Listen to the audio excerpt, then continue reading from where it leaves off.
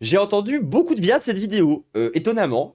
Autant d'habitude, pourtant, Micode, il a toujours d'ailleurs un peu cette espèce d'image du crypto bro un peu bizarre, mais qui se tient bien. Enfin, genre, c'est pas non plus genre le masculinisme décomplexé, etc. Mais pourtant, les 2 dernières vidéos de Micode étaient excellentes.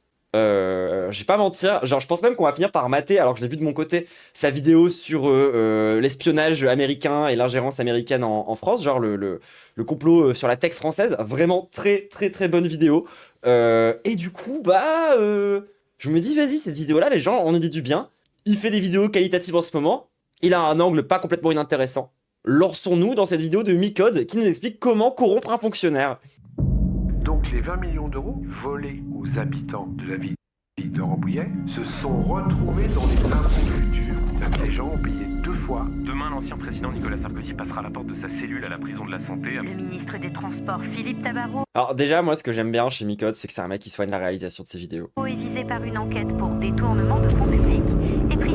Enfin, j'écoute son podcast. Moi, en vrai, je suis dans Score. Il y a plein de premier degré. Genre, quand tu veux t'informer sur certains sujets, il y a vraiment des bonnes datas. Je peux vous assurer que depuis quelques années, la corruption en France est en train d'augmenter à vitesse grand V. Moi, je n'ai jamais vu autant de corruption depuis 1958. Mais ces gros titres ne sont que la surface de l'iceberg. Quand on commence à creuser, on réalise que 25% des députés européens sont liés à une affaire, ou que 2500 Un quart. maires et élus locaux sont poursuivis par la justice. La corruption Et encore, ça, c'est que les histoires qui sont déterrées par la justice. est proche. Elle nous impacte. Vous attendez un logement social depuis 3 ans? Quelqu'un a probablement payé pour vous passer devant. En fait, on est tous victimes de la corruption. Des victimes le plus Bah, ça, justement, c'était Masqué qui en parlait très bien aussi dans sa vidéo sur les trucs de QTF et tout. souvent ignorantes parce qu'on ne voit pas ce qui se passe. On ne le comprend pas. Mais ça, c'est pas une fatalité. Il existe un manuel, non écrit, transmis de bouche à oreille. Un manuel qui compile les techniques de ceux qui agissent dans l'ombre. Et nous, on a essayé de le reconstituer. De la technique la plus basique à la plus sophistiquée. Laissez Parce qu'en plus de ça, la corruption, c'est vraiment un sujet intéressant. Dans le sens où c'est pas un sujet qui concerne franchement que notre pays, pour le coup. Et la corruption, c'est, dans le néolibéralisme en tout cas, c'est vraiment quelque chose de super important. Dans comment même c'est censé fonctionner. C'est-à-dire que par exemple, le rétro-pantouflage, c'est-à-dire le fait de venir, par exemple, du monde politique pour ensuite aller diriger des entreprises pour profiter des lois que tu as fait passer en tant que politique, c'est quasi consubstantiel à comment fonctionne le néolibéralisme, qui cherche à créer un espèce de confondre l'État dans le privé, si vous voulez, et où du coup ça fait ça crée un milieu de porosité qui favorise énormément la corruption. Donc c'est pas juste les politiques sont devenus méchants, c'est vraiment on a de plus en plus créé un système pour faciliter cette corruption. moi vous présenter l'iceberg de la corruption. On est citoyennes et citoyens d'un pays qui a déjà eu un président de la République définitivement condamné pour des atteintes à la probité, il s'appelle Jacques Chirac. Dont le Premier ministre a été définitivement condamné pour des atteintes à la probité, il s'appelle Édouard Juppé. Donc nous on pense que le problème du politicien corrompu, parce que c'est quand même très généralisé, je dis peut-être que Ursula von der Leyen est corrompue. En tout cas elle a tout fait. Il a mis un extrait de Poutou, c'est à gauchiste, c'est bon, j'ai décidé. Depuis 4 ans pour qu'on se pose la question et de faire des SMS secrets échangés avec le PDG du laboratoire américain pendant la crise du Covid. Et ça n'a pas dérangé les dirigeants européens qui l'ont reconduite à la présidente de la commission.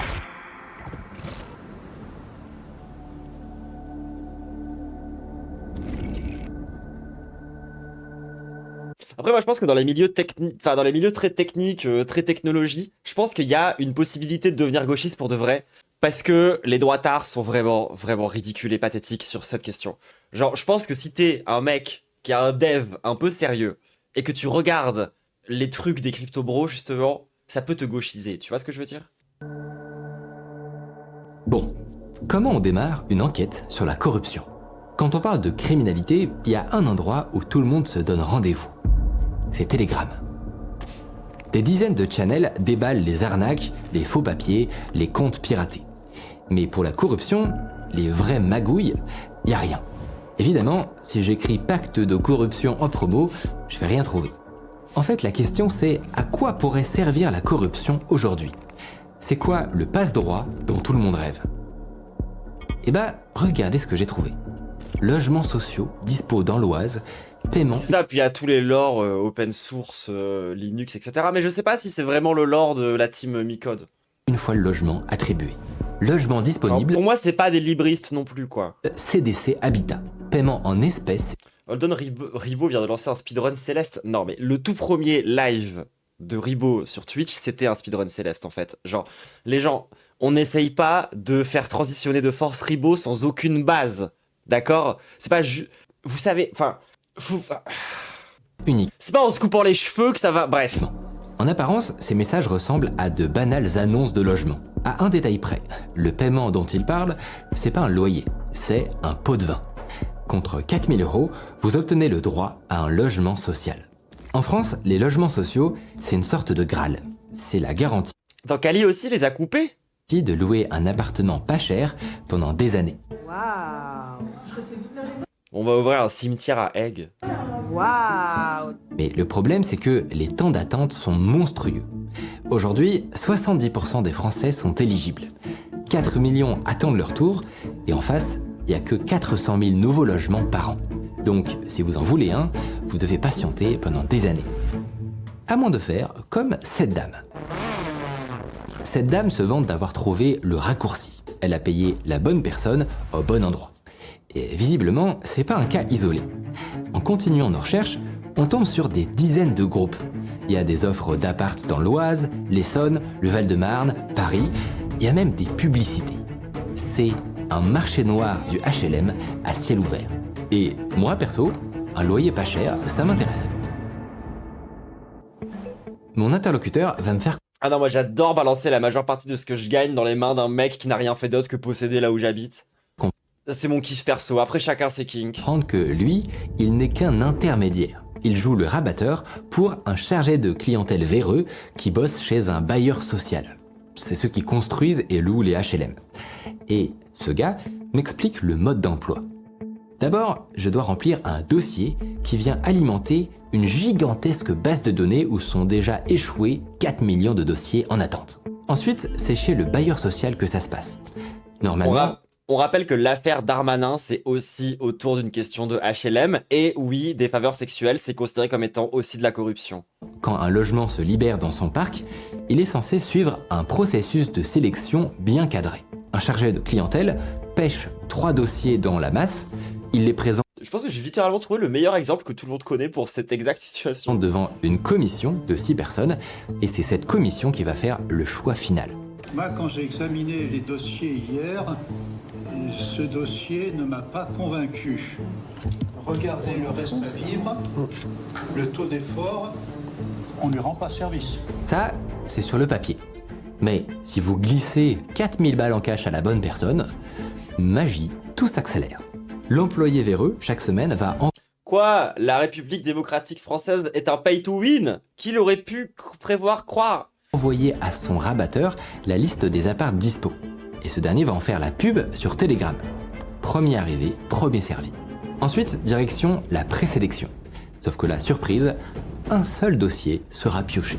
Et En fait, ça me surprend tellement pas parce que c'est le même genre de dièse dans plein d'autres trucs. Genre, par exemple, typiquement, c'est un truc que j'ai déjà pu observer dans ma courte mais intense carrière dans le monde cruel, impitoyable, le jeu vidéo, ton monde impitoyable. Dans le jeu vidéo, où en fait, bah, c'était pareil sur les stages. Il y avait des boîtes qui te proposaient des stages incroyables, mais fallait payer la boîte pour qu'elle te prenne en stage. C'est même pas genre ton stage il est rémunéré, c'est littéralement toi tu payes. la fameuse commission de validation, vous allez dire, eh ben en fait, ils sont aussi dans le coup. Donc, un mois plus tard, vous avez vos clés.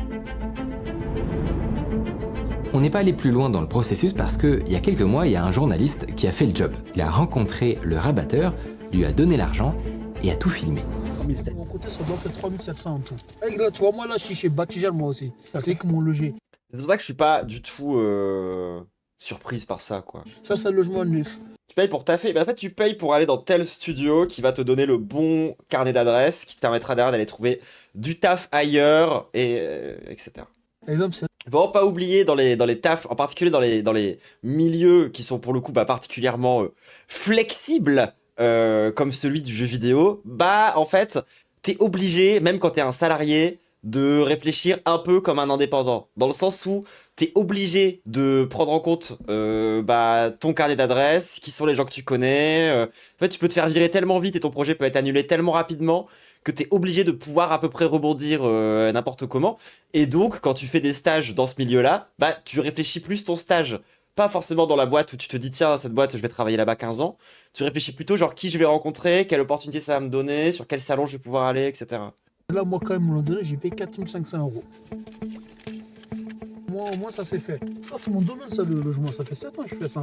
Parce que normalement, c'est Oh, pardon. combien de temps d'attente? C'est plusieurs années? Non, c'est pas plusieurs années. Non, pour quand tu fais normalement. Normalement, ouais, des fois même plusieurs années, même avec les plusieurs années, tu l'as pas. C'est normal que tu l'as pas parce qu'ils le vendent aux gens. Tu arrives avec ton dossier avec quelqu'un, tu tombes sur moi j'ai payé, ils vont te donner à moi. Toi, ton dossier il est tombé avec quelqu'un, ils l'ont donné à toi.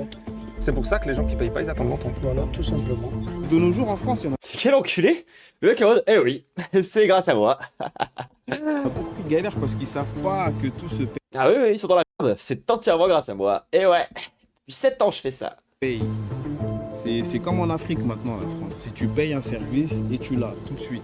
Si on en croit les rapports de Lancols, le très officiel gendarme des HLM, 50% des bailleurs sociaux audités Le parallèle est un peu précis, parce qu'il y a vraiment des notions qui viennent aussi justement du néolibéralisme dont je vous parlais précédemment. ont des pratiques irrégulières. Un bailleur sur 2. Autant dire qu'il y a un petit trou dans la raquette.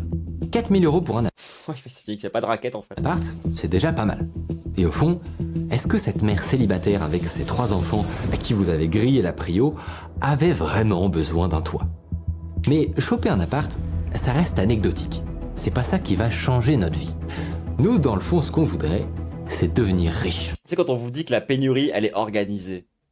Et justement, l'an dernier, un homme a été jugé pour une stratégie de corruption d'une toute autre envergure. Il n'a pas juste gagné un appartement, il est devenu millionnaire. Et cet homme, au départ, c'était un peintre. Comme Adolf Hitler. Eh oui. Avec tout cet argent que vous saurez détourner, je compte sur vous pour ne pas acheter un yacht, mais plutôt faire comme moi, à savoir investir un peu tous les mois dans des ETF. Observation Non. Ça, c'est le crypto bro en lui qui essaye de ressortir. Notre hall peintre. Tous, Christine.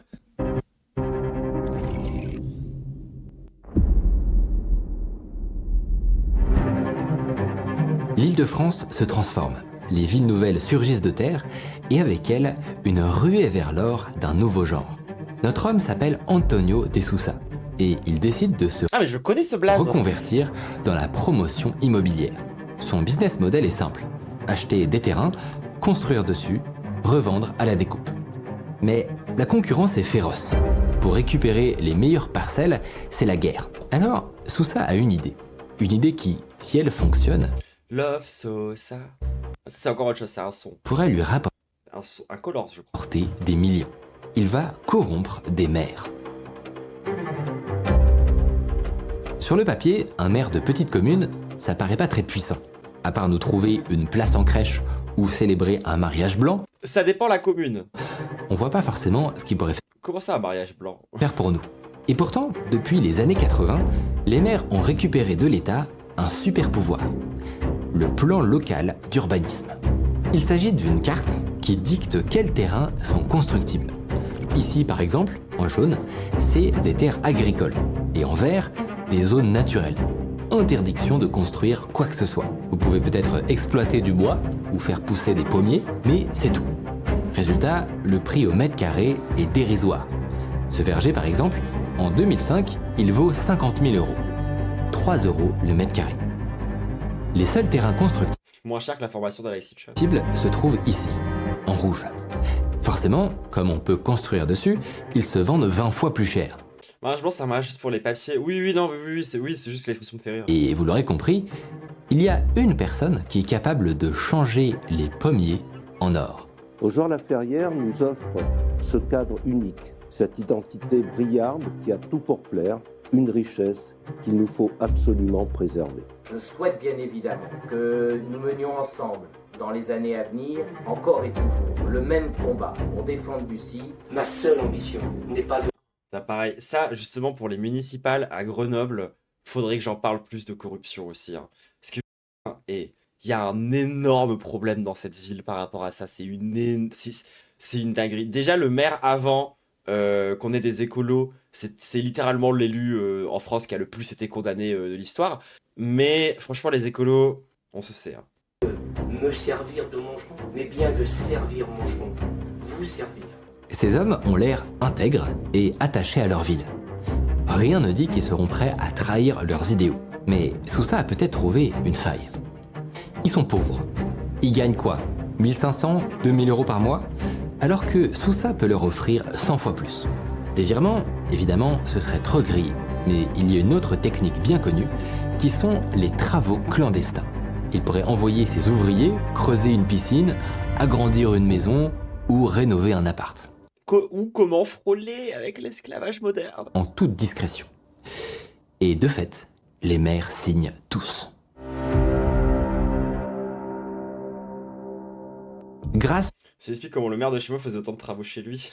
au changement de PLU de ses amis maires, Sousa voit son patrimoine exploser. Ce verger-là dont on a parlé tout à l'heure, Sousa l'avait acheté pour 50 000 euros. Souvenez-vous, ça faisait 3 euros le mètre carré. Ok, faut que je monte la chanson dont je parle depuis tout à l'heure, sinon ça va rendre fou, attendez. Ça partit. Il en vaut désormais 11 millions. D'un trait sur la carte, le maire a multiplié son prix par 200. Et un passe-passe, merci, c'est ça. Sur ces zones naturelles protégées, ces parcs, c'est un peu genre le B2B du rap. Et ces bois réputés intouchables, Sousa va bétonner comme jamais. Celui qui était autrefois un simple peintre en bâtiment génère désormais 250 millions de chiffre d'affaires. Mais ce qu'il ne sait pas, c'est attends, il est pas juste millionnaire, 250 millions. Que depuis plusieurs années déjà, des enquêteurs sont sur sa trace. En 2007, dans une commune de l'Essonne, une adjointe au maire découvre des permis de construire irréguliers. Elle va voir le maire, qui lui dit de fermer les yeux. L'adjointe dénonce son chef au conseil municipal, mais la majorité resserre les rangs. Elle est virée sur le champ pour proximité avec l'opposition. Mais en partant, elle emporte avec elle les permis de construire frauduleux. L'extrême concomitance des événements va déclencher une enquête, qui, combinée à d'autres signalements, va vite progresser. Les maires sont mis en examen, mais en public, ils s'enfoncent dans le déni. Certains ont même le culot de se typique politicien après représenter aux élections. Sarkozy crie encore au complot. Hein. Je ne peux que déplorer les attaques personnelles dont j'ai été la cible, les calomnies, les ragots, mais comme souvent, toujours oserais-je dire, les Piqueusiens. C'est marrant comment c'est tout le temps les mecs qui sont en position de faire des complots qui sont soi-disant victimes de complots. Ils ne s'y sont pas trompés. Ils ne sont pas dupes et l'ont fait savoir par les urnes. Vous savez, mes amis, nous avons tous gagné. Voilà, c'est ça. Remercie qui a gagné, ce sont des valeurs. Parce que j'ai toujours été persuadé que le bien triomphe toujours sur le mal. Ok, Jésus. Et que la vérité triomphe toujours sur le mensonge. Ok, Clément Viktorovitch. Lui, ce qu'il ne sait pas, c'est qu'il va être acculé par l'épreuve. Il avait 15 sociétés immobilières et un compte caché quand la vérité te rattrape finalement. En Californie. Il avait reçu un virement de 500 000 euros pour s'acheter une villa en Corse. Et, cerise sur le gâteau, il avait embauché sa fille en emploi fictif. La vérité triomphe toujours sur le mensonge. 5 ans plus tard, toute la clique va être jugée lors d'un méga procès, dont, bizarrement, je n'ai jamais C'est le niveau avant le giga procès. Entendu parler. Sousa va être interdit d'exercer dans le BTP et condamné à 5 ans de prison. 4 maires seront privés de mandat électif et condamnés à des peines de 6 mois à 3 ans. Y a pas à dire, le Sousa, il s'est servi grassement. Mais il a un peu touché un plafond. Une fois que le terrain est vendu, l'affaire est pliée. En fait, pour s'enrichir vraiment, il faudrait qu'on trouve un flux continu, une source qui ne tarit jamais. Et cette source, elle existe. Les pauvres. Elle s'appelle les marchés publics.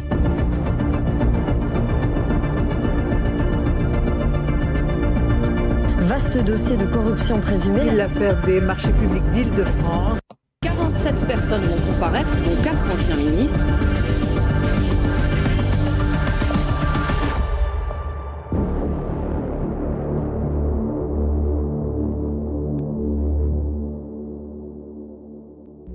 Que ce soit... En fait, c'est marrant parce que, genre, avec la libéralisation de l'État et les méthodes de managériales, etc., modernes qui ont été foutues dans l'État, ce qui est intéressant aussi, c'est que toutes ces méthodes-là, c'est aussi des trucs qui existent dans le privé.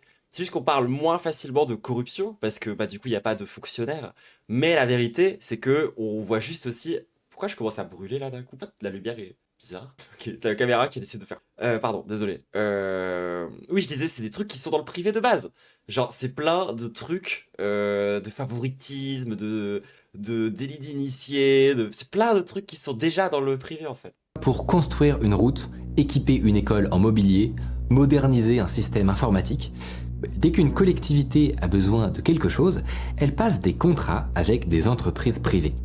Comme c'est pas son argent qu'elle utilise, mais celui du contribuable, elle doit emprunter un canal spécifique. Elle doit faire une mise en concurrence. Or, l'État, c'est le premier Ça pareil, c'est des conneries qui ont été importées par le néolibéralisme. acheteur du pays. Donc, ces marchés publics, quand on les gagne, c'est le jackpot. Alors, c'est comme quand on a essayé de convaincre tout le monde que, de libéraliser le marché de l'électricité pour mettre en concurrence différentes boîtes, ou de faire ça avec les trains, ça allait soi-disant améliorer le service et rendre les trucs moins chers. Spoiler, c'est l'inverse qui se passe. Comment on douille le système? Comment on s'assure de gagner à tous les coups? Eh ben, c'est simple. Vous allez payer celui qui organise les appels d'offres. Et... Genre, écoutez Usul pré-plénélisation à l'époque où il parlait de pourquoi est-ce que le public coûte forcément moins cher que le privé. En échange, vous décrochez les contrats sans concurrence. Vous êtes le seul à soumissionner, ou alors les autres sont disqualifiés pour une raison à la... Et au final, en fait, quasiment l'ensemble des agents du SIAP, c'est avant même qu'un marché soit lancé, que ce marché-là, de toute façon, il ira à tel candidat. Mais voilà le problème. Si vous remportez tous les marchés d'une ville, à un moment, ça va se voir. Les gens vont commencer à se poser des questions. Et c'est là qu'intervient une technique beaucoup plus sophistiquée. Une technique qui va vous permettre de rester incognito. Le cartel de corruption.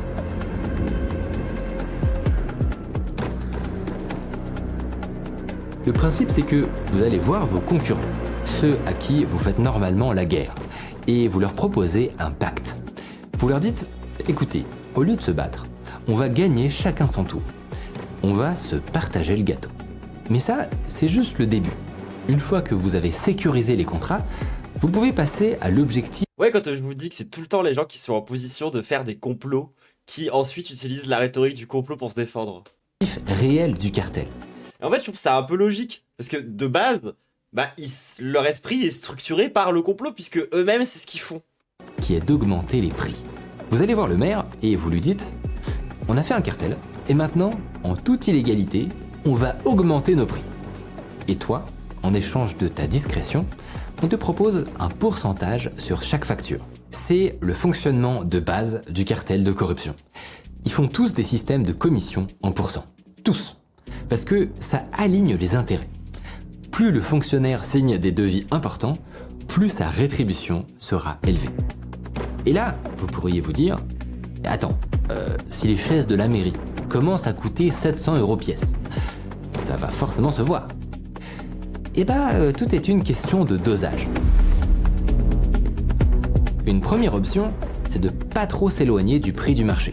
Mais en réalité, la plupart des corrupteurs peuvent augmenter la facture de 20 ou 30% sans complexe. Et ce pour une raison qui tient en 3 lettres. BTP. Le BTP, c'est 2/3 des marchés des collectivités. C'est la part du lion. Et la chance qu'on a, c'est que c'est aussi un domaine où les prix... Je sais pas comment éviter ça, mais en faisant des lois contre, ça revient toujours par la porte de derrière. Mais en fait, non, parce qu'il y a une augmentation pour le coup de la corruption. Il y a des politiques qui ont permis d'augmenter le niveau de corruption, tu vois, dans le pays. Il y a des gens qui bénéficient de ce système-là, absolument H24. Et en fait, c'est aussi tout le sens derrière de certaines lois qui servent à protéger les patrons, de lois qui servent à protéger les élus, les députés, etc., qui passent de plus en plus les années après années, mais ça se cumule tout ça. Donc ça provoque aussi derrière le fait que c'est pas tant une question de légiférer qu'il faut faire. Genre au bout d'un moment, il faut avoir une refonte idéologique en profondeur de comment fonctionne l'État, d'arrêter avec toutes ces conneries de partenariats bizarres public-privé où en fait on finit par collectiviser les pertes et privatiser les profits. Enfin, toutes ces réformes libérales ne font que favoriser la corruption derrière. Genre typiquement ce truc de concurrence machin et tout, c'est aussi une porte d'entrée pour la corruption, donc en fait on pourrait lutter contre. Sont pifométriques. Les projets sont complexes. Le problème c'est que c'est littéralement l'idéologie du pouvoir en place. Et les devis difficiles à comparer. Par exemple, si vous construisez un pont, personne ne sera capable de dire qu'il n'aurait pas dû coûter 120 millions, mais 80. Personne.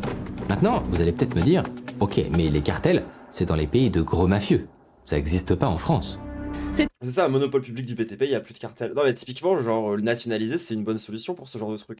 Après, genre, il faut faire attention aussi, parce que si tu nationalises juste à l'arrache sans rien faire d'autre et que les fonctionnaires sont toujours aussi corrompus, un PB. Un procès fleuve qui s'est ouvert cet après-midi devant le tribunal correctionnel de Paris, celui des marchés publics d'Île-de-France. 47 personnes vont comparaître, dont 4 anciens ministres. En fait, le système aurait permis le financement occulte de plusieurs partis politiques. Dans les années 90, au conseil régional, tous les partis se sont mis d'accord pour racketter les entreprises du BTP. Ils prenaient 2% sur chaque contrat pour financer leurs caisses occultes.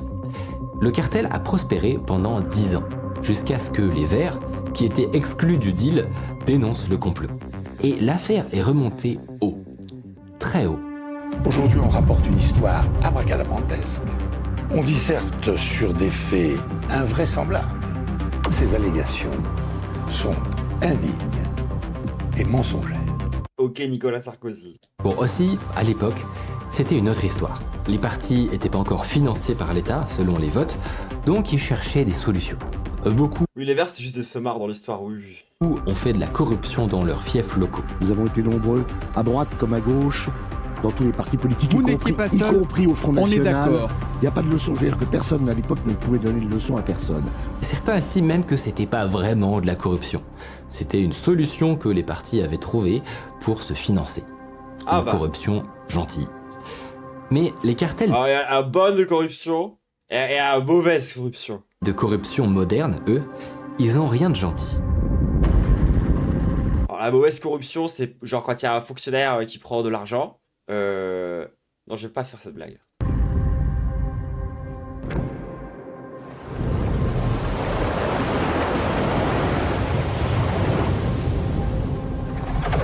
Et c'est là que se révèle le problème fondamental de Gotham City. Une ville saturée de corruption dans un état de droit, ça peut pas durer éternellement. Il faut un justicier. Toujours un moment où quelqu'un dénonce et fait exploser le système. Et ça, certains l'ont bien compris. Et plutôt que se concentrer sur une ville ou un territoire, ils ont développé un autre modèle, plus sophistiqué, Batman, plus insaisissable. Un modèle qui leur a fait gagner non plus des millions, mais des milliards.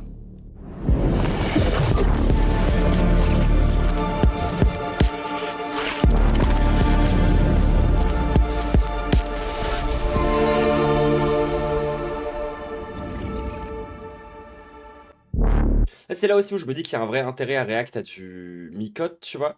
Parce que lui, il va partir du principe qu'il y a un système et que des gens profitent de ce système.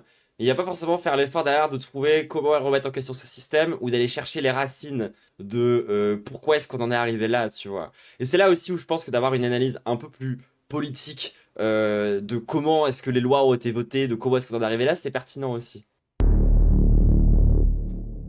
Imaginez une multinationale tentaculaire. Énergie, pétrochimie, BTP, c'est une sorte d'Evil Corp.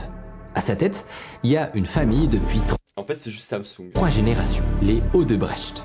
Ils pratiquent la corruption depuis toujours, mais dans les années 2000, ils ont ça dans le sang. Ils ont une intuition. Contrairement à Montréal, ils vont pas arroser les fonctionnaires. Oui, Total aussi, NJ. À tout va. Ils vont faire de la corruption chirurgicale. Ils vont cibler les 1% des 1%. Les hommes de pouvoir capables de débloquer les contrats les plus monumentaux. Un aéroport, un parc olympique ou une centrale électrique. Ou des armes, de l'armement. À la clé, des Même si derrière ça provoque des guerres, on s'en fout. milliards de dollars. La difficulté, a priori, c'est que ces 1% des 1%, ce Encore une fois, on construit pas des armes pour pas s'en servir. sont des chefs d'État, ultra surveillés. Et un chef d'État, ça coûte cher. On parle plus de pot de vin à 10 000 euros, mais à 10 millions. Alors, comment faire pour que tout ça reste sous les écrans radars? Eh bien, c'est là que le génie d'Odebrecht intervient. Ils vont carrément créer une direction secrète, un département à l'intérieur même de l'entreprise. Et dans ce département, ils vont décomposer le problème en 2 étapes. Le premier objectif, c'est de transformer l'argent officiel en argent invisible. Par un tour de magie, passer de l'argent propre à l'argent sale. C'est le processus inverse C'est l'inverse du blanchiment. du blanchiment. Ah ouais. Et on appelle ça le noircissement d'argent. Oh, je savais pas. Pour ça, Odebrecht va créer des dizaines de sociétés écrans qui vont lui facturer des Du coup, tu fais quoi? Tu ouvres des anti-pizzerias? prestations bidons. Des sous-traitants qu'on sous-traite pas, des consultants Ouais, ça a beaucoup d'intérêt hein, de faire passer de l'argent propre en argent sale. Genre, ça permet de faire des transactions qui sont contrôlées par personne. qui consultent pas et des entreprises de construction qui ne construisent rien. Grâce à ça, Odebrecht exfiltre des centaines de millions et constitue de précieuses réserves occultes. Ça a quand même pas l'air si compliqué. Hein. Dans le jargon, c'est ce qu'on appelle des caisses noires. De l'argent pour corrompre à la demande. Maintenant, il y a la deuxième phase. Comment verser cet argent aux fonctionnaires? Beaucoup de chefs d'État réclament du cash. Or, sortir 6 millions en cash, c'est pas pareil que sortir 20 000. Personne dans l'économie légale n'a 6 millions en liquide à sortir de sa poche. Et c'est là que Odebrecht va trouver une méthode, pour le moins improbable. La triangulation. Comme pour les GPS. À Sao Paulo, il y a un marché noir. Et sur ce marché, No shit. il y a des tas de gens qui rêvent de se débarrasser de leurs gros billets. Imaginez un quartier qui grouille de vendeurs chinois. Pas une grosse boîte, mais des centaines de petits commerçants qui vendent de l'électronique douteuse, des jouets en plastique et des gadgets importés. Ces marchands, ils veulent absolument éviter la douane et les impôts. Donc, ils font tout en cash. Sauf que voilà, ils doivent payer les fournisseurs qui sont en Chine. Or, ils peuvent pas faire transiter cet argent par le circuit légal. Donc, ils sont coincés avec des piscines de billets. À moins que Quelqu'un ait besoin de piscine de billets, dis donc. Odebrecht ne les aide. Mais comment du coup tu convertis en dollars? Grâce à leur société écran, ils peuvent payer des fournisseurs à Hong Kong et en échange, récupérer le cash des commerçants par camion. C'est absolument brillant, mais surtout ça va donner lieu à des scènes surréalistes, où des policiers à la retraite. C'est dommage que la vidéo parle de grosses affaires de corruption plutôt que des petites. Bah en fait, c'est progressif, regarde. Au tout début de la vidéo, on a parlé de corruption qui touche n'importe qui, surtout les gens dans les HLM, fait par des petits maires, fait par des trucs locaux. Ce que je trouve assez important à rappeler d'ailleurs en période de municipale, que bah en fait les maires, ils ont beaucoup de pouvoir. Donc si, pour moi, il a quand même pas mal abordé des sujets de corruption assez locaux, assez proches de nous. Hein. Vont être payés pour faire le tour des boutiques en fourgon, entreposer les billets dans un bunker, qui seront livrés ensuite dans tout le pays. C'est des missions GTA en fait. Et là, vous voyez la beauté du système. D'un côté, on a des marchands véreux qui ont de l'argent sale et qui cherchent à le blanchir, et de l'autre, des entreprises légales qui ont de l'argent propre et qui cherchent à le noircir. Blanchiment et noircissement sont les deux faces d'une même pièce. Ah oui. Merci les cryptos d'ailleurs pour ça. Parce que ça a bien tout facilité aussi. Grâce à ce modèle, Odebrecht enchaîne les succès sur le continent. Un pont de 10 000 mètres au Venezuela, une méga centrale à charbon en République dominicaine, un aéroport international en Angola. Au global, sur 15 ans, ils vont distribuer plus de 788 millions de dollars de pots de vin. Et ils en tirent 4 fois plus. On peut dire qu'ils ont créé le système de corruption le plus abouti au monde. Mais si on sait tout ça, c'est que ça a fini par être découvert. Alors, quelle était la faille? qu'est-ce qui a précipité la chute des Odebrecht? Eh bah, c'est un truc de merde. Tout ce montage sophistiqué Comme souvent. va tomber à cause d'un truc de merde. Tout part d'une plainte qui n'a rien à voir avec eux. Un petit commerçant du sud du Brésil dénonce un banquier clandestin qui lui-même va révéler un cartel de corruption brésilien dont fait partie une certaine multinationale. Marcelo Odebrecht foi preso em junho de 2015,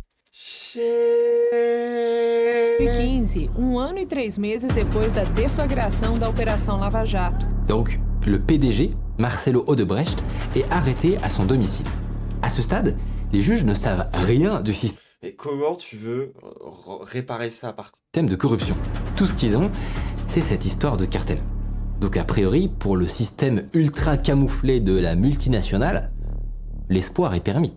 Sauf que, de leur côté, les juges brésiliens ont une arme imbattable. Et elle s'appelle la délation récompensée. C'est une justice négociée où un homme, Donc la délation, il n'y a pas d'intérêt de faire de la délation si t'as pas de récompense, genre. pour sauver sa peau, peut tout faire s'effondrer.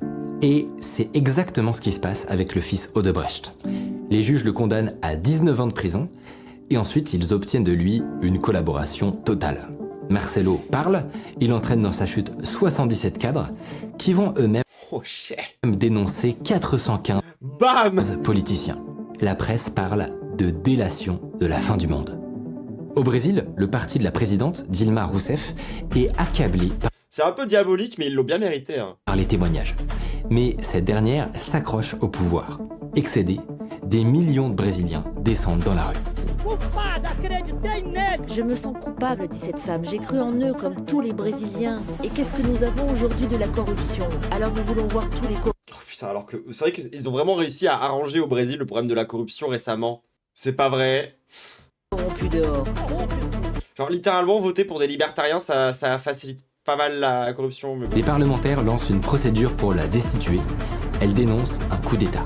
Eu vou lutar contra esse pedido de impeachment.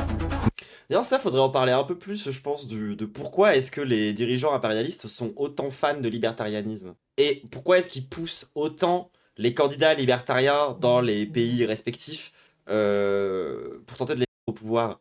Parce qu'en vrai, la logique est pas si compliquée que ça à comprendre. C'est juste que plus la politique est libertarienne, moins il y a d'État, donc moins en fait l'État est à proprement parler du pouvoir, et donc de plus en plus c'est les entreprises privées qui ont du pouvoir. Or, ça se passe dans des États dans lesquels les entreprises privées sont très largement contrôlées par des multinationales, souvent américaines, et donc du coup en fait ça a du sens, parce que enlever le pouvoir de l'État pour ne le laisser qu'entre les mains des entreprises, c'est un moyen de faire de la colonisation qui est évident. Parce que du coup, bah, si l'État n'a plus aucun pouvoir et que le pouvoir repose que dans les mains du privé, et que le privé appartient basiquement aux États-Unis ou aux pays impérialistes, t'as pris le pouvoir dans le pays. C'est bon comme ça, mais c'est aussi pour ça. Hein. Mais la pression est trop forte. Au Pérou, tous les présidents élus depuis 2001 sont poursuivis. C'est marrant, hein, plus on vit dans un monde mondialisé et libéral, plus c'est partout. Bizarre. Je me demande s'il y a un lien. Demuéstrenlo pues, imbéciles, demuéstrenlo. Comble du scandale, le procureur général vire ses subordonnés pour stopper les investigations. Mais le peuple n'est pas dupe. Devant le tollé, le président péruvien s'est rendu dans le bâtiment du Congrès, dans une rue de Lima, pour présenter le projet de loi, suivi par une foule d'environ 2000 partisans, afin de préparer le renvoi de Chavarri. Les 4 chefs d'État... C'est pas en Corée du Sud aussi où tous les présidents tombent pour corruption? Exactement, d'ailleurs. Et en l'occurrence, bah, ça fait sens avec ce que je vous ai dit. Parce que la Corée du Sud, c'est un des plus grands laboratoires du néolibéralisme contemporain. Après les guerres de Corée, il y a vraiment eu ce moment où les forces impérialistes occidentales sont arrivées là-bas pour structurer l'économie du pays et pour structurer comment ça allait fonctionner entre le privé, le public, etc. et tout. Résultat, on obtient une population qui a le 2e plus grand taux de suicide du monde, après le Japon qui était le laboratoire d'avant, hein, tout simplement. Si le miracle économique japonais et le miracle économique coréen, c'est un peu 2 chapitres d'un même livre. Et en l'occurrence, bah, c'est ce que je vous explique depuis tout à l'heure. Le libéralisme, le néolibéralisme en particulier, c'est quelque chose qui induit naturellement de la corruption. C'est quelque chose qui va provoquer structurellement davantage de corruption. sont finalement condamnés. Partout ailleurs, c'est Il n'y a pas qu'en France qu'on trouve la corruption des élus. Non, en vrai, il y a plein d'autres pays. Hein. la débandade. En Équateur, Juste, en fait, à chaque fois, on prend les exemples des pays qui sont les plus hardcore par rapport à ça, genre les pays du Nord et tout, mais en vrai, il y a plein de pays où ça passe. le vice-président Jusqu'à ce qu'il y ait un président qui fasse campagne sur le fait que lui, c'est le seul à pas être corrompu, parce qu'en fait, lui, il a pas d'histoire politique. Il arrive au pouvoir, 5 ans plus tard, on se rend compte qu'il a été corrompu par le pouvoir, et on passe à la suite. croit pouvoir Etc., etc., etc. se cacher à l'ambassade du Mexique. En théorie, c'est un endroit inviolable. Mais c'est sans compter sur les cojones du nouveau président élu.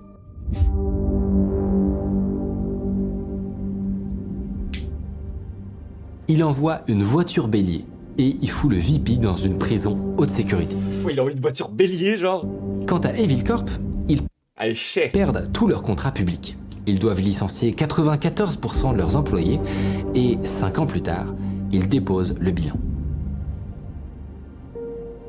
Bon, là, a priori, on pourrait se dire que c'est bon. On a atteint le système ultime, le niveau le plus profond de corruption jamais conçu. Eh bah, détrompez-vous. Sarko. La dernière histoire que je m'apprête à vous raconter dépasse tout ce que vous pourriez imaginer. Une histoire où 3 frères vont détourner le PIB d'un pays tout entier.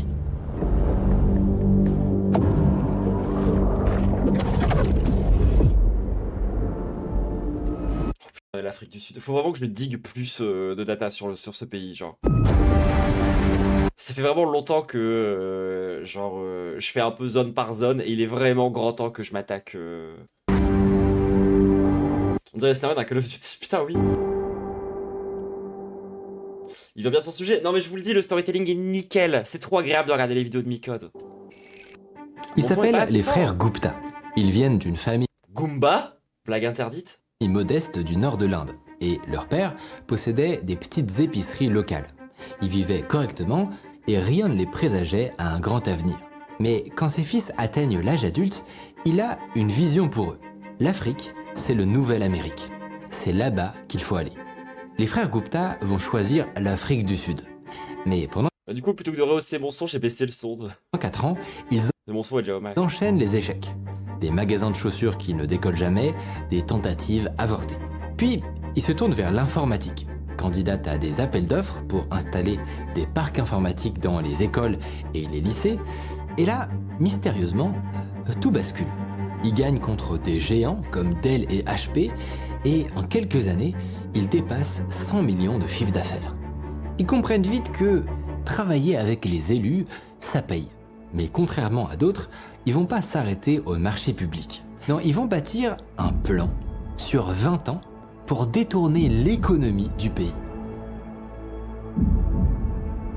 Un pari complètement fou. Ils vont essayer de deviner qui sera le futur président du pays.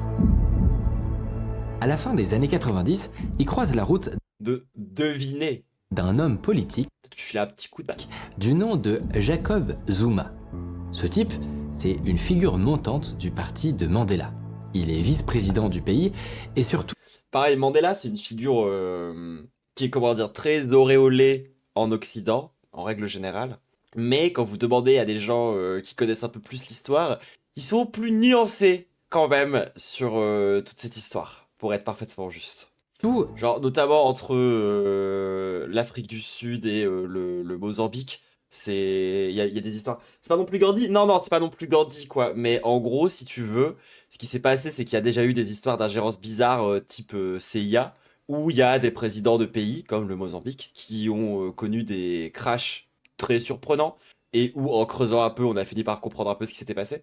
Et c'est censé être des gens qui étaient des alliés politiques du parti en question, de Mandela. Et en fait, quand il arrive au pouvoir, plutôt que de, du coup, creuser cette histoire, ça a quand même plutôt été mis sous le tapis, et il y a eu des trucs par rapport à de la collaboration avec l'Occident et tout. Enfin, faudrait vraiment que je le creuse davantage, parce que j'ai pas encore trop digué, c'est ce que je vous expliquais, mais c'est une figure qui est pas aussi claire que ce qu'on pourrait croire. C'est un pourri. Zuma reçoit un salaire de fonctionnaire, mais vu tout ce qu'il a enduré pendant l'apartheid, il estime que c'est pas assez. Donc maintenant, il refuse de payer ses impôts, il signe des chèques en bois pour acheter des baraques et il se cherche des amis pour renflouer ses caisses. Voyant ça, les Gupta se disent et notamment, là je crois qu'il y a vraiment des scandales de corruption qui ont éclaté déjà. Parfait, nous aussi, on veut être son ami. On va le corrompre, mais à une nuance près. Pour l'instant, on ne demande rien en retour.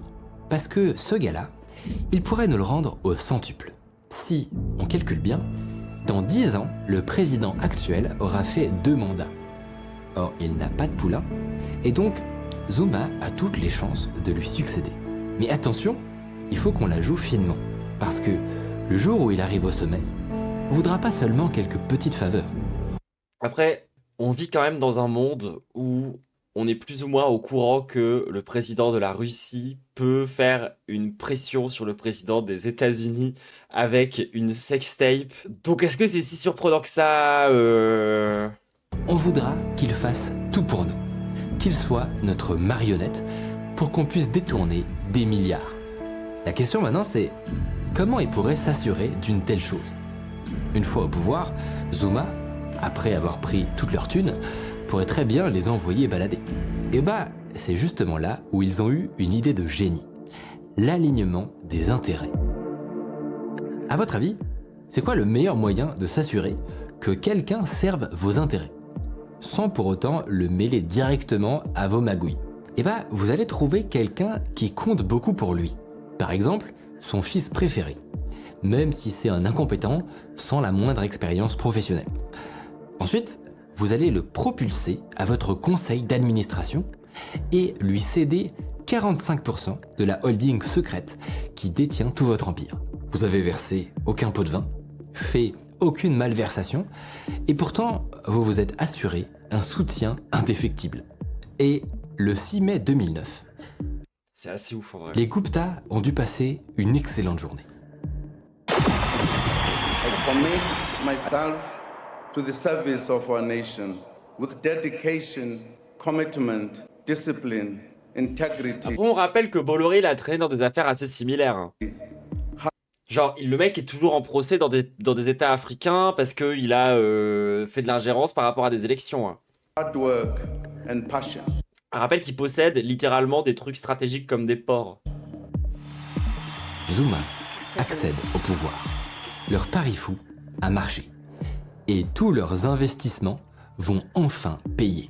Et leur première cible, ce sont les entreprises publiques. Oui, genre notamment au Togo. Mais il n'y a pas que là-bas, je crois. En Afrique du Sud, un peu comme en France, des pans entiers de l'économie sont trustés par des géants.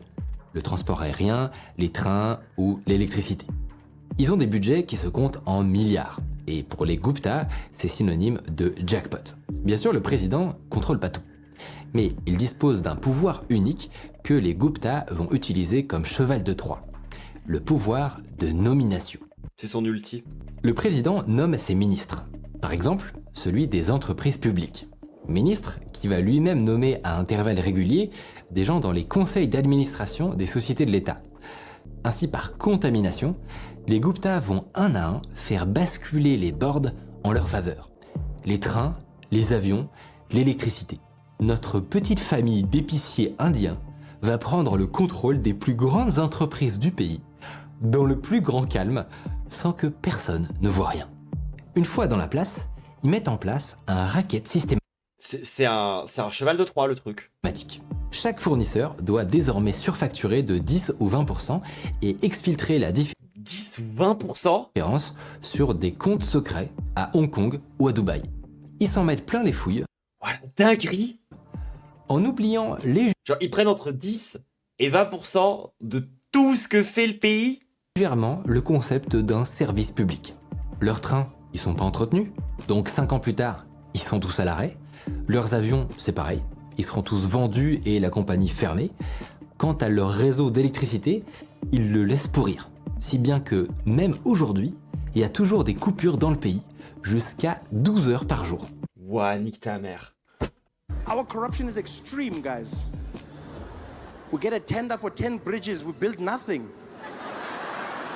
No, guys. Build 9, still 1. At least have some progress. Now there's no bridge. My man, what happened to the bridge? It was supposed to be there, just imagine. Just imagine it was there. Devant ce désastre, la presse va commencer à relayer des soupçons de collusion. Donc, les Gupta font ce que n'importe qui ferait. Ils lancent leur propre chaîne de propagande. We will be critical too as well, but not such a harsh way. We believe South Africans know what our mistakes. We will correct very fast and will come again very positive. Les mecs ne se mettent aucune limite. Leur parti finira avec le plus délirant des projets, à savoir construire des centrales nucléaires. Sur le papier, ça n'a aucun sens. L'Afrique du Sud a des centrales à charbon qui tournent, et l'État est au bord du gouffre financier. Donc ce projet pharaonique va juste le transformer en Nouvelle-Grèce. Sauf que c'est à ce moment-là qu'il va y avoir un grain de sable dans l'engrenage. Le ministre des Finances va s'opposer Heureusement qu'on n'a pas ça en France. MDR. Publiquement au projet. Là, les trois frères, ils se disent « Ok, il faut qu'on le dégage et qu'on lui trouve un remplaçant. » Son adjoint, par exemple. Un certain Jonas. Je vous dis que si ça se trouve, il y a même un monde dans lequel on a ce genre de trucs sur des projets vraiment importants. Genre des trucs par rapport à l'énergie. Genre, il y a par exemple un énorme chantier, ça fait des années et des années et des années que ça traîne autour des questions de fusion nucléaire et tout. Je serais pas si surprise que ça si dans 10-20 ans on apprend qu'il y a des magouilles. Et Jonas, il est absolument pas prêt pour la Alors que littéralement ça pourrait nous permettre d'avoir accès à une énergie vraiment de baiser, mais bref. Union qui va vivre.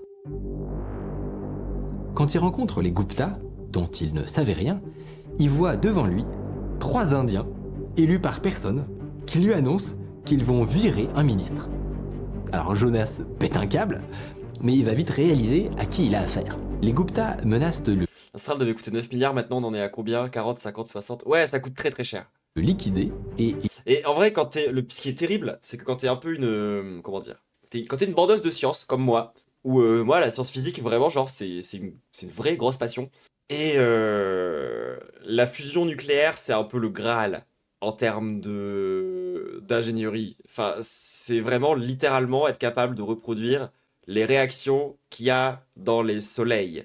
Bon, pas exactement, parce qu'en vrai, dans les soleils, c'est des fusions entre des éléments très simples, enfin surtout dans le nôtre, où ça va être des trucs à base d'hydrogène, d'hélium, enfin des éléments vraiment légers. Là où quand on fait de la fusion, nous, on a besoin d'éléments beaucoup plus lourds pour le faire à échelle locale, mais ça reste fondamentalement, genre, ce rêve de créer un petit soleil qui permet de récupérer son énergie à l'infini et qui produit basiquement de la vapeur d'eau. C'est un truc qui fait bander, tu vois, genre objectivement, t'es obligé, genre, quand c'est des trucs qui t'intéressent, quand c'est des trucs qui te passionnent, évidemment que sur le coup tu bandes ce truc là. Moi pendant un temps, genre j'étais trop en mode je rêverais de bosser là-bas et tout, parce que bah sur le strict plan scientifique, putain, c'est trop stylé quand même, tu vois. Mais quand tu comprends les enjeux qu'il y a derrière, bah notamment de la part par exemple des différents lobbies pétroliers ou même du lobby nucléaire, de la fission nucléaire, etc., etc., etc., tu te rends vite compte des bâtons que t'as dans les roues, plus le fait que ce soit des projets qui soient gérés n'importe comment par des états défaillants, ça déchauffe un peu hein, par rapport à ça. Ils lui disent cette phrase. Et ouais, moi j'avoue, je suis une bandeuse comment dire, ouais, de grosses technologies quand même, tu vois. Genre, on a un accélérateur de particules à Grenoble, je bande. C'est le cas, on a un cyclotron. Je suis trop heureuse. Genre, le simple fait de savoir que, genre, j'ai des copains qui ont pu aller bosser là-bas, je suis en mode... Oh, incroyable. Vous devez comprendre que on contrôle tout et que le vieux fera tout ce qu'on lui dit de faire. Alors il sort de là, sidéré. Pour la première fois, quelqu'un de sain d'esprit. Dans un mode comics, on aurait déjà des réacteurs à fusion. Bah oui, et on aurait aussi des vêtements solides. On aurait des imprimantes qu'on peut réutiliser à l'infini avec de l'encre qui coûte pas du tout cher. On aurait des rasoirs qui coûtent que dalle. La nourriture serait gratuite. Enfin, l'accès à l'art et à la culture serait aussi complètement gratuite parce que bah, de fait, il y aurait plus de propriété intellectuelle. Il y a plein de choses qui iraient mieux dans un monde communiste. Vient de se rendre compte. Genre, moi j'en parle souvent hein, de comment le capitalisme détourne le savoir-faire scientifique, comment le capitalisme transforme littéralement de la recherche et développement pour créer des produits qui sont sous-optimaux dans des objectifs d'avoir de la... comment dire? De la... vous connaissez le mot, vous pourrez me le retrouver. c'est quand les trucs se cassent trop vite. Obsolescence programmée, merci. Genre, moi j'en parle très souvent, genre, si aujourd'hui on laissait les scientifiques faire de leur mieux pour produire les meilleures choses possibles, on vivrait dans un monde objectivement bien meilleur. Mais genre, prenez par exemple la sociologie. C'est une science qui permettrait de proposer des changements structurels et sociétaux importants qui amélioreraient objectivement la vie de beaucoup de gens. Aujourd'hui, les conclusions des études, que ce soit de sociologie, de psychosociaux, de sciences comportementales, ça sert à faire du marketing. Ça sert à faire que vous craquiez et que vous achetiez un Battle Pass. Si tu prends même des sciences, genre par exemple, tu prends la science du textile. Genre le fait de créer des tissus qui soient de telle ou de telle propriété. Et ben, aujourd'hui, l'écrasante partie de la recherche et développement dans le textile ne sert pas à créer des vêtements qui ont de meilleures propriétés. C'est-à-dire qu'on pourrait littéralement mettre fin à la fast fashion, créer des frags vraiment solides, qu'on pourrait s'échanger, plutôt que de racheter, jeter. Parce que moi, je suis chaud de faire tourner ma garde-robe. Hein. Je suis pas, moi, je suis cette meuf qui aime bien le drip. Mais je pense qu'on pourrait fonctionner comme ça, en fait. C'est juste que non, on va faire des fringues qui doivent se casser au bout d'un certain nombre de lavages. Et ça, tu le retrouves dans le textile, mais tu le retrouves dans la chimie, tu le retrouves dans la papeterie, tu le retrouves dans l'énergie, etc., etc., etc. Il y a 3 Indiens complètement tarés aux manettes de tout un pays. Oui, ouais, l'histoire des Indiens, là, c'était insane, cette histoire. 6 mois plus tard, à visage découvert, ils balancent tout. Well, I know nothing about this matter. No, Oui, j'avais déjà parlé des collants, hein. Mais pour le coup, les collants, on a vraiment connu une régression de baiser. Hein. Genre vraiment, enfin, les collants d'avant étaient tellement mieux. Mais bon, apparemment, c'est le capitalisme et la concurrence qui fait que, à ce qui paraît, on obtient un univers qui est optimisé grâce à la main invisible du marché ou je sais pas quoi. C'est marrant parce qu'à la fin, on observe surtout un monde sous-optimal, mais bref.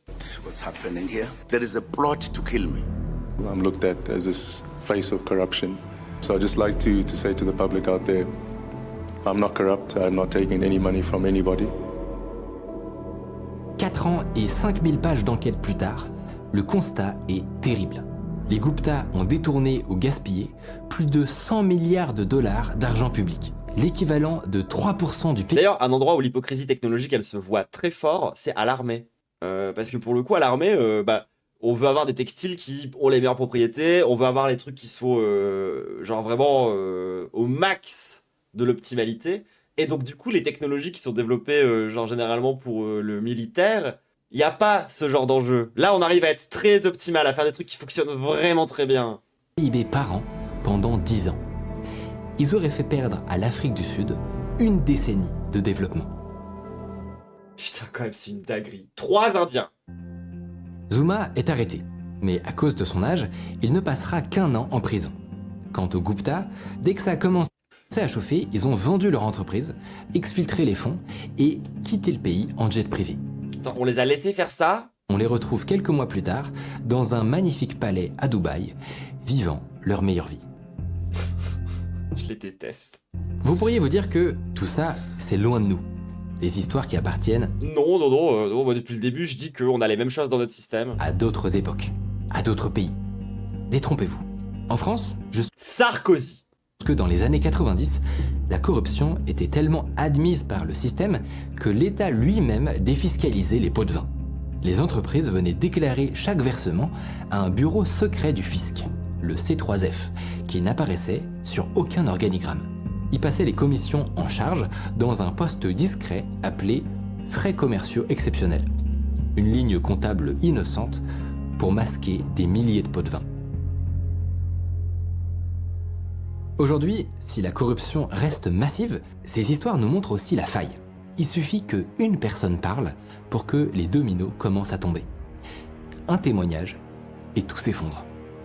En 2025, 200 000 Français déclarent avoir vu une situation de corruption, mais seulement 1% d'entre eux ont porté plainte. Et d'une certaine manière, on les comprend. Dénoncer, c'est toujours s'exposer. Oui, puis ça serait partir du principe que les juges sont pas corrompus. Ce qui... Il n'y a pas une histoire où les lanceurs d'alerte ne sont pas licenciés, menacés de mort ou cambriolés. Et pourtant, certains le font quand même. Ils s'obstinent, peut-être parce qu'ils savent que c'est eux ou rien. Ils sont le dernier espoir de la justice.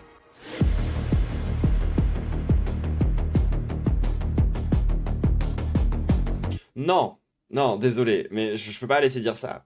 Genre, c'est pas avec des initiatives individuelles de lanceurs d'alerte qu'on va changer le système. Pour changer le système, il faut changer le système. C'est là où c'est là où je vous dis, c'est pour ça que genre, c'est intéressant pour moi de réacter à ça.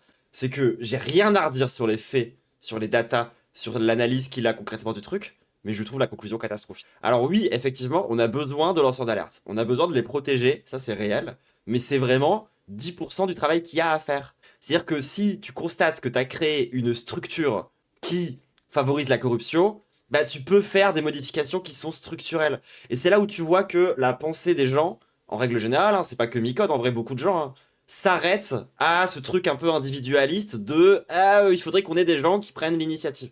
Alors que il y a vraiment des dynamiques structurelles liées à l'organisation sociale, liées à des concepts qui ont été mis en place, politique après politique, réforme après réforme, sur lesquels on peut réfléchir. Je veux dire, la corruption, c'est pas un fait naturel. C'est pas genre, depuis toujours, depuis l'aube de l'humanité, l'homme a toujours été corrompu en... C'est un fait social, construit et historique, qu'on peut remonter à des années, des pratiques, etc. C'est assez précis. C'est-à-dire que il faut comprendre que, on en parlait tout à l'heure, dans un système socialisé, c'est quand même beaucoup plus compliqué de faire de la corruption. Et si on pousse même le délire jusqu'à être dans un univers entièrement socialisé, où il n'y a même plus de monnaie, etc., là, a priori, bon courage hein, pour faire de la corruption. Ça marche plus, quoi. Il y a plein de façons de réfléchir des systèmes, de réfléchir des organisations collectives dans lesquelles on rencontre pas ces problèmes-là. D'autant plus que, par exemple, si on prend des cas un peu coloniaux, genre la corruption en Afrique, elle n'a pas juste un intérêt pour que des gens s'enrichissent. La corruption en Afrique, elle a aussi permis d'empêcher à des pouvoirs socialistes d'arriver justement, des mouvements socialistes d'arriver au pouvoir. Genre, ça s'est passé à énormément de moments. Genre, il y a un mec qui arrive au pouvoir, type, je sais pas moi, le mec au Burkina Faso, Thomas Sankara. Il arrive au pouvoir, il commence à mettre en place des trucs vraiment socialistes. Il améliore vraiment la vie des gens. C'est-à-dire que les gens commencent littéralement à, par exemple, avoir leurs enfants qui apprennent à lire et écrire. Genre, on en est là hein, sur les améliorations. C'est vraiment des trucs de base. Le ref se fait assassiner. À la place, on met un gars qui est corrompu, qui est un ancien pote à lui. Et puis, paf, du coup, la corruption permet à la fois de faire qu'une certaine élite s'enrichisse, qu'elle puisse lock le pouvoir, mais ça sert surtout à ce que des États qui ont un intérêt de gestion post-coloniale, à travers la mondialisation et les intérêts coloniaux, de maintenir justement ce pouvoir colonial, ce pouvoir blanc. En vrai, tu peux tenir de bonnes situations dans la répartition du travail par des faveurs sexuelles. Bah oui, c'est ce que j'ai expliqué tout à l'heure avec Darmanin notamment. C'est ce que je vous disais, la corruption, ça ne passe pas que... Oui, par rapport au truc sans monnaie, oui d'accord, je vois ce que tu veux dire. Mais... Oui, effectivement, je vois ce que tu veux dire. Après, ça, c'est pareil. Hein, genre, c'est pas parce que... moi, c'est un truc que je pense qu'il faut répéter quand même, c'est que on propose un système qui est mieux, mais genre jamais il sera parfait. Hein. C'est tout l'intérêt de la dialectique. Hein, c'est que c'est un truc qui se construit progressivement à travers le dépassement de contradictions, etc., etc., etc. Mais en tout cas, là où on en est aujourd'hui, ce qui est clair, c'est qu'après 50, 100 ans de libéralisme et de néolibéralisme dans nos États, la conclusion, c'est ça. Et donc, si on veut pouvoir lutter contre efficacement, si on veut vraiment que ça s'arrête, on est obligé de le réfléchir de façon structurelle. Et on est obligé de remettre en question justement cette pensée libérale, pseudo-rationnelle, etc. Bref, en tout cas, c'était super intéressant. Je maintiens toujours que la conclusion sur les lanceurs d'alerte est un peu gaze, même si ça reste important, les lanceurs d'alerte, et il faut les protéger. Mais c'est pas là que s'arrête notre agentivité politique. Notre puissance. On peut faire quelque chose de plus que ça. Au-delà dans notre individualité ou de certains individus qui pourraient faire quelque chose. Quelque chose de politique. Bref, sur ça, on va se quitter YouTube.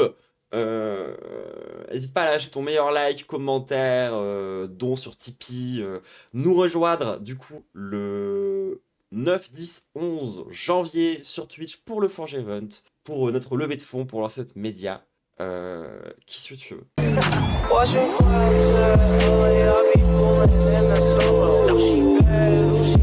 yeah. Let me get your number. Ever since I can't remember. what I've been bumping.